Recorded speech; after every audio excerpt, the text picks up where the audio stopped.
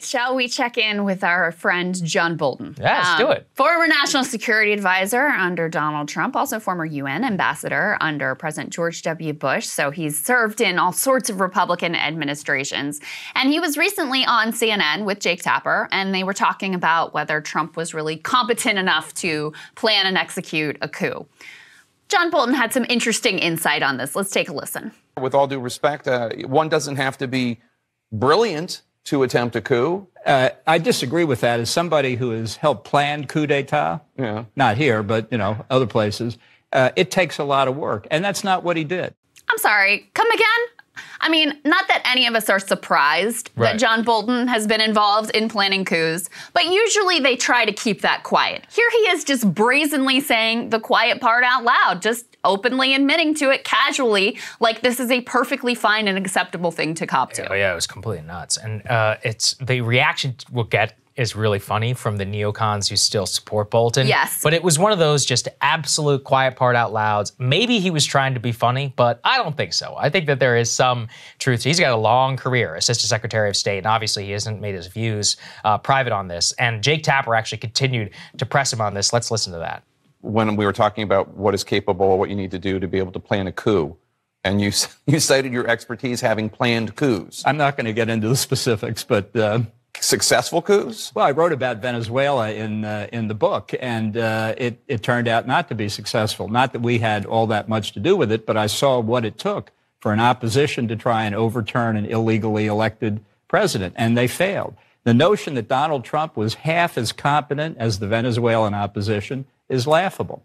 But I think there's another... I feel like there's other stuff you're not telling me, though. I'm sure there is.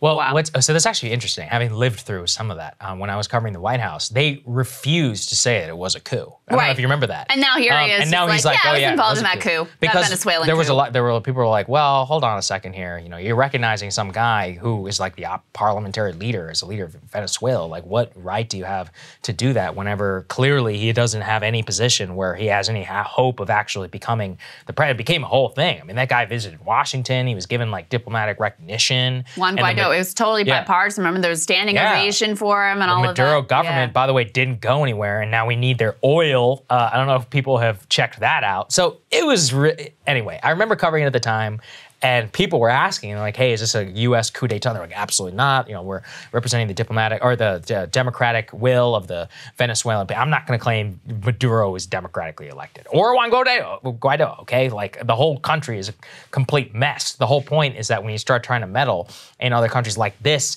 specifically, it's really weird. And that is to have him just say it out loud in that way and also just fully acknowledge is just, it's crazy. Right, because the mythology, I think, in America now is like, well, during the Cold, of course, out of we didn't really want to, we were kind of forced our hand, we had to do these coups, it wasn't great to serve American interests, read capitalist interests, but, that passes all behind us. And here's John Bolton outright being like, yeah, coups, Venezuela, remember just a couple years ago, we were involved in that, which, again, at the time, there's no way they would have admitted to the fact that they were basically trying, not basically, they were literally trying to foment a coup in the country now in the modern era. And here's John Bolton just admitting it on television. The response was equally revealing, though. Let's go ahead and put up, first of all, this is from, put up D3 here.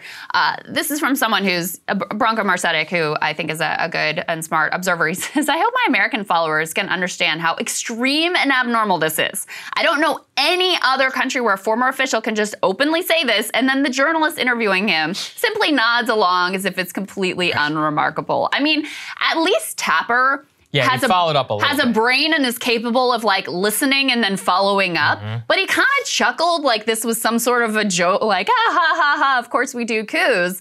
Yeah, there is no other nation on earth that would just outright admit to this casually, like this is no big deal, and then everyone just goes on as usual. And I'm sure John Bolton will be back in a cable news green room next week. Super weird. Yeah, and I also love Yeah, the January 6th thing, oh, that, you got to push, you got to have hearings and all of this. On this, they're like, oh, yeah, he was talking about coup. It's like, well, hold on a second, because that was not bipartisan. Well, it was, but in practice, but Congress never voted on that. People are supposed to have some sort of democratic input. Nobody wants to have a hearing, apparently. It's just amazing to me which coup planners are, pushed out and which are allowed. I have a little bit to say on that in my monologue as well. Cable news is ripping us apart, dividing the country, making it impossible to function as a society, and making it impossible to know just what is true and what is false. But the good news is they are failing and they know it. That is why we're building something new, a new mainstream, a healthier one, something more trustworthy, something that we are going to need in one of the most pivotal times in American history. We are building up here for the midterms, for the upcoming presidential election, but we need your help. So if you can help us out by becoming a premium member today at breakingpoints.com, we're trying to change America for the better and the entire world. So what are you waiting for, guys? Go to breakingpoints.com and sign up and help us build a new mainstream.